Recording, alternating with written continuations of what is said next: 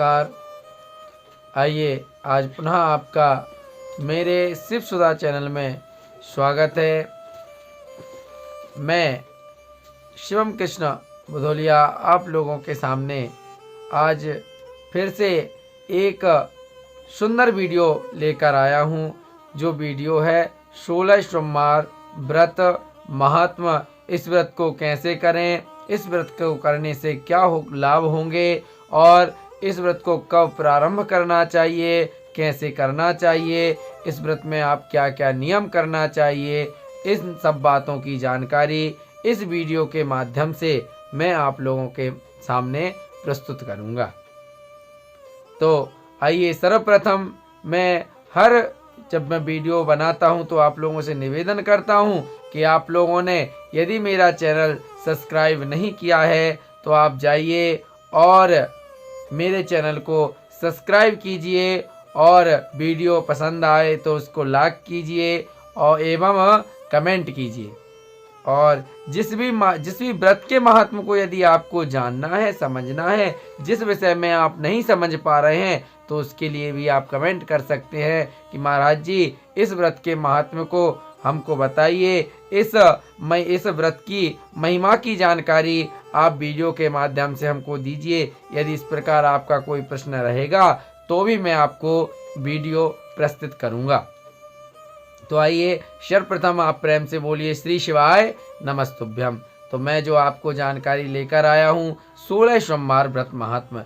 इस व्रत का शास्त्रों में प्रमाण है, पुराणों में भी प्रमाण है कि इस व्रत को जो भी व्यक्ति, स्त्री अथवा पुरुष, जो भी नर नारी इस व्रत को करेंगे उनकी महादेव शीघ्र मनोकामनाएं पूरी करते हैं। इस व्रत को प्रारंभ करने के पूर्व यदि आपको सुंदर मुहूर्त देखना है, किसी आप विशेष कामना से अगर व्रत को कर रहे हैं तो आपको मुहूर्त देखना अति आवश्यक हो जाता है।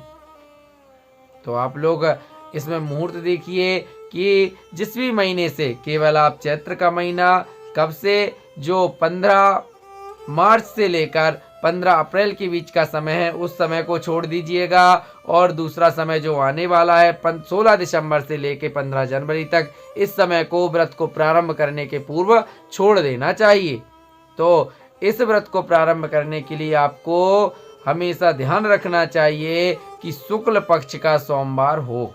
जब भी हम व्रत को प्रारंभ करें तो शुक्ल पक्ष से इस व्रत को प्रारंभ करना चाहिए। शुक्ल पक्ष का प्रथम सोमवार हो अथवा द्वितीय सोमवार हो, जो भी सोमवार आप लें तो शुक्ल पक्ष का लें। अगहन का महीना ले सकते हैं, कार्तिक का महीना ले सकते हैं, आप आगे चल के आप श्रावण का महीना लीजिए, जेठ का महीना लीजिए, वैशाख का महीना लीजिए, माघ का महीना लीजिए। जो भी आपको सुंदर माह लगे, मुहूर्त लगे, उसकी उजियाली पक्ष से, शुक्ल पक्ष से आप उस व्रत को प्रारंभ कर सकते हैं। तो इस व्रत को जो हम प्रारंभ करेंगे तो प्रातःकाल सोमवार के दिन आप लोग सुंदर नदी अथवा तालाब में, सरोवर में या अपने घर में जल में गंगा जल, नर्मदा जल, यमुना जी का जल या जो भी आपके पास में तीर्थ का जल है उस जल को लीजिए और बढ़िया सुंदर सिर धुलकर, सिर में मिट्टी अथवा आपके पास शैम्पू, आजकल तो सब जमाना अलग है तो आप लोग शैम्पू से भी सिर को धुल सकती हैं।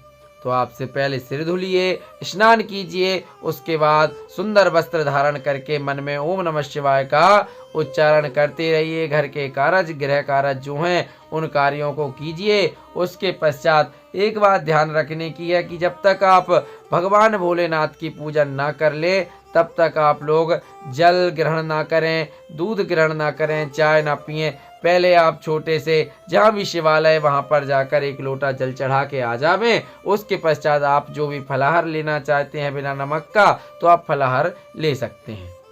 तो आपने स्नान बनाया, तैयारी की, आप बढ़िया गृह कार्य कीजिए। उसके उपरांत प्रदोष काल में, इस पूजन को सायंकाल में किया जाता है। तो आप लोग बढ़िया सुंदर मिट्टी से शिवलिंग का निर्माण कीजिए और आप बिलपत्र, अगर आपके पास में 108 बिलपत्र का व्यवस्था बनती है तो आप 108 बिलपत्र में ओम नमः शिवाय, श्री राम, सीताराम इत्यादि मंत्रों को लिखकर भगवान शिव को अर्पण कीजिएगा। एवं आप जो सामग्री लेंगे इस व्रत में उन सामग्रियों को आप लोग लिख लीजिएगा। कौन कौन सी सामग्री है इस पूजन में, तो आप देखिए, अष्टगंध चंदन होगा, भस्म होगी, गुलाब जल होगा, दूध, दही, घी, शक्कर, शहद, स्प्रे या आप सेंट ले सकते हैं। जो भी आपके पास में उपलब्ध हो उस सेंट का आप उपयोग कीजिए। वैसे तो भगवान शंकर को चंदन का जो इत्र आता है वह बड़ी प्रिय है, इसलिए आप अगर चंदन का इत्र मिले तो इस इत्र को आप भोले बाबा को अर्पण करिएगा। एवं आप मोली लेवें, जिसको नाड़ा धागा बोलते हैं, वो ले लेवें, जनेऊ लेवें, एवं पुष्प 108 फूल, अकाव के मिलें अकाव के, नहीं तो जो भी सफ़ेद आपको फूल मिले वो 108 फूल लें। 108 दूबा लें, क्योंकि दूबा को चढ़ाने से वंश की वृद्धि होती है, तो 108 भगवान शिव को दूबा अर्पण करें। तुलसी पत्र भी आप अर्पण करें। शिव पुराण विद्येश्वर संहिता में लिखा हुआ है कि जो भी व्यक्ति भगवान शिव के लिंग का तुलसी दल से पूजन करता है उसको भुक्ति और मुक्ति दोनों प्राप्त होती हैं। इस संशय में ना पड़े कि भगवान शिव को तुलसी नहीं चढ़ती। शिव पुराण विद्येश्वर संहिता का ऐसा प्रमाण है।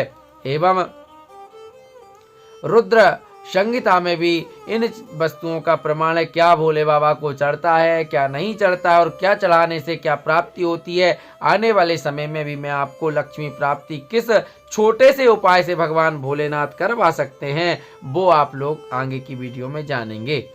तो आप लोगों को इन सामग्री को एकत्रित करना है, घी का दीपक बनाना है आपको, और मिट्टी का शिवलिंग आपने बनाया, सुंदर गौ माता के गोबर से लेपन कर लें, चौक पूरे पटा बिछावें, उस पे सुंदर एक सफ़ेद अथवा लाल कपड़ा बिछावें, भोले बाबा की एक थाली में प्रतिमा रखें और फिर भोले बाबा का आह्वान करें। मंत्र अगर आपको नहीं आता है, ध्यान नहीं आता है, तो केवल हाथ में अक्षत और बिलपत्र लेकर भोलेनाथ से प्रार्थना करें कि हे विश्वेश्वर, हे विश्वनाथ, हे कर्पूर गौरम, आप अपने निज निवास से चलकर मेरे निवास स्थान पर आप पधारिए और मैंने जो मिट्टी की प्रतिमा शिवलिंग के स्वरूप में बनाई हुई है उसमें आकर आप विराजमान हो जाइए, और हे प्रभु मेरी पूजन को स्वीकार करते हुए मेरी मनोकामना को पूरी कीजिए। इस प्रकार आप बिना मंत्र के ही इस भावना से भगवान भोलेनाथ को बुलावें। एक बील पत्री रख देवें जिस पर भोले बाबा आकर विराजमान करेंगे,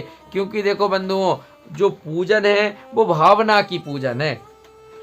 अगर आपके भाव शुद्ध रहेंगे तभी भगवान पूजन स्वीकार करेंगे। यदि आपने भावना में भाव में त्रुटि रख दी तो आपकी पूजन स्वीकार नहीं होगी, क्योंकि भाव से अगर आप मन में मानसिक पूजन करेंगे तो सबसे ज्यादा फल देने वाली है। सब वेदों का प्रमाण है। जो आप वस्तुओं से पूजन करेंगे उतना उसका फल नहीं मिलेगा जितना मानसिक पूजन से होगा। किंतु हम लोग जब औपचारिकताएं या सामग्री जो जुटाते हैं उससे हमारी भावनाएं जुड़ी होती, इसलिए उन सामग्रियों को चढ़ाना भी हमारे शास्त्रों ने बताया हुआ है। इसलिए आप लोग पहले भाव शुद्ध करें, उसके बाद भोलेनाथ को अपने प्रेम से बुलावें। हे भोले बाबा आप आसन में आकर बैठिए। फिर 4 आचमनी आप जल अर्पण करें। पहली आचमनी भगवान के पैर धुलावें, दूसरी आचमनी में भगवान के हाथ धुलावें, तीसरी आचमनी में भगवान का मुंह धुलावें और चौथी आचमनी में भगवान के स्नान करावें। और जो तांबे का या पीतल का आपने लोटा लिया हुआ है उस लोटे में जल भरकर इस प्रकार भगवान भोलेनाथ को आपको जल अर्पण करना है। और जब जल अर्पण करें तो ओम नमः शिवाय अथवा श्री शिवाय नमस्तुभ्यम इन मंत्रों का आप लोग उच्चारण करिएगा और आप बढ़िया सुंदर स्नान कराकर भोले बाबा की पूजन करें। तो आपको शुद्ध जल से भगवान भोलेनाथ को स्नान कराना है। उसके उपरांत आप दूध, दही, घी, शहद, शक्कर, पंचामृत, गुलाब जल एवं गंगा जल, नर्मदा जल आपके पास जो भी है उसका भी आप तीर्थों के हिसाब से अलग से स्नान कराइएगा। स्नान के उपरांत भगवान भोलेनाथ को वस्त्र चढ़ाइए। वस्त्र चढ़ाने के उपरांत यज्ञोपवीत जनेऊ आपके पास में है, जनेऊ चढ़ाइए। और जनेऊ चढ़ाने के बाद भोले बाबा को एक आचमनी जल देकर सुंदर त्रिपुंड भोले बाबा को अर्पण करें अष्टगंध चंदन का, और भोले बाबा को भस्म चढ़ावें। आपके पास अबीर, गुलाल इत्यादि सामग्री है तो आप उसको भी चढ़ाइएगा। फिर अक्षत आपके पास यदि साबुत 108 अक्षत गिने हुए हैं तो उनको ओम नमः शिवाय कह के चढ़ाना है। उसके बाद आप 108 पुष्प चढ़ाइए ओम नमः शिवाय के मंत्र से। उसके बाद आप 108 दूर्वा चढ़ाइए और उसके बाद आप समी पत्र, अगर आपके पास 108 हैं तो आप श्री शिवाय नमस्तुभ्यम बोलकर 108 समी पत्र चढ़ाइए और ओम नमः शिवाय, हर हर बोले नमः शिवाय, इस मंत्र को बोलकर आप 108 बिलपत्री अर्पण करना है। बिलपत्री अर्पण हो गया। आपके पास जो इत्र है, इत्र चढ़ाइएगा, धूप दीप बताना है। उसके उपरांत आप लोग भगवान भोलेनाथ को नैवेद्य अर्पण करें। इसलिए आप लोग कैसे आप नैवेद्य अर्पण करेंगे, आप जिस किसी का भी व्रत कर रहे हैं, जैसे आपने अगर फल का व्रत किया है तो आप आधा किलो जो भी फल से रह रहे हैं उन फलों को ले लीजिए। और यदि आप बाटी के चूरमा का रह रहे हैं तो आधा किलो जो बाटी का आपने चूरमा बनाया है उसके 3 भाग कर लीजिए। यदि आप बिल्वपत्र से रह रहे हैं तो आप 3 बिल्वपत्र रख सकते हैं। दूध से आप व्रत कर रहे हैं तो आप 3 गिलास में आधा किलो बराबर दूध करके रखिएगा और उसी का आपको पहले भगवान भोले बाबा को तीनों भागों का नैवेद्य भगवान शिव को अर्पण करना है। नैवेद्य अर्पण करने के उपरांत आप लोग बढ़िया भोलेनाथ को याचना कीजिए, हे प्रभु मैंने जो भी आपके लिए अर्पण किया है वो आप ग्रहण कीजिए। उसके बाद वो मुझे आप जो प्रसाद के रूप में है वो दीजिए, जिससे मैं इस व्रत का पारायण कर सकूं। फिर इसके बाद में आप भोले बाबा को लौंग, इलायची, पान इत्यादि यदि आपके पास में है तो वो अर्पण कीजिए। एक सिक्का दक्षिणा के रूप में भगवान भोलेनाथ को अर्पण कीजिए और फिर आप कथा का श्रवण कीजिए। मैं अगली वीडियो में आपको 16 सोमवार की जो व्रत कथा है उसको सुनाऊंगा। आप लोग उस व्रत कथा को भी सुनिएगा, क्योंकि अलग अलग ग्रंथों में अलग अलग प्रकार से इस कथा को लिखा गया है, किंतु मैं जो भविष्य पुराण के और शिव पुराण के अनुसार भगवान शिव के 16 सोमवार की पुराणोक्त कथा है उस कथा को आपके सामने लाऊंगा। तो इस प्रकार कथा का श्रवण कीजिए। थोड़ी सी अग्नि में 5 आहुति, 11, 11 आहुति आप लोग भगवान भोलेनाथ के इसी पंचाक्षर मंत्र से अर्पण कीजिए। उसके बाद में भगवान शिव की आप लोग आरती कीजिए। आरती के बाद पुष्पांजलि और पुष्पांजलि के बाद भगवान से प्रार्थना कीजिए, हे महादेव मुझसे जो भी भूल चूक पूजन में हुई हो उसको क्षमा कीजिएगा। हे भोलेनाथ, ना मैं आपका आवाहन जानता हूँ, ना विसर्जन जानता हूँ, ना कोई पूजन विधि जानता हूँ, ना मेरे पास कोई सामग्री है, ना मैं मंत्र जानता हूँ। प्रभु आप मुझे क्षमा कीजिएगा। इस प्रकार भोले बाबा से क्षमा मांगे और फिर भोलेनाथ का आपको विसर्जन करना है। और जो आपने 3 भाग चूरमे का अथवा जिससे भी आप व्रत किया है आपने, वो सामग्री का पहला भाग भोले बाबा को जो अर्पण करेंगे उसका सभी जो बंधु बांधव आपके एकत्रित हैं पूजन में, आपके घर में जो भी सदस्य हैं उनको आप लोग पूजन का प्रसाद दीजिएगा। और जो दूसरा भाग है उस भाग को आप लोग गौ माता को अथवा यदि सांड नंदी महाराज मिल जाए तो उसको आप अर्पण करना है। तीसरा भाग एकांत में बैठकर आप स्वयं उसको खाकर उस व्रत का पारायण कीजिएगा। ऐसे करके आपको 16 व्रत 16 सोमवार के 16 बार पूरे करना है। विशेषकर ध्यान देना, इन 16 सोमवारों के बीच में आपको किसी के घर का भोजन नहीं करना है। किसी की गति में, किसी के जहाँ पर कोई मृत हो गया है उसके घर में नहीं जाना है। ऐसा 16 सोमवारों का व्रत का महात्म्य है कि ऐसे कामों में अगर हम 16 सोमवार का व्रत कर रहे हैं तो किसी पराये घर में नहीं जाना। खाना चाहिए किस दिन? सोमवार के दिन। और सोमवार का दिन यदि आपके कहीं रिलेशन में पड़ रहा है तो वहाँ पर इस व्रत को ना करें, क्योंकि यह व्रत केवल घर पर ही आकर आपका व्रत संपन्न होगा।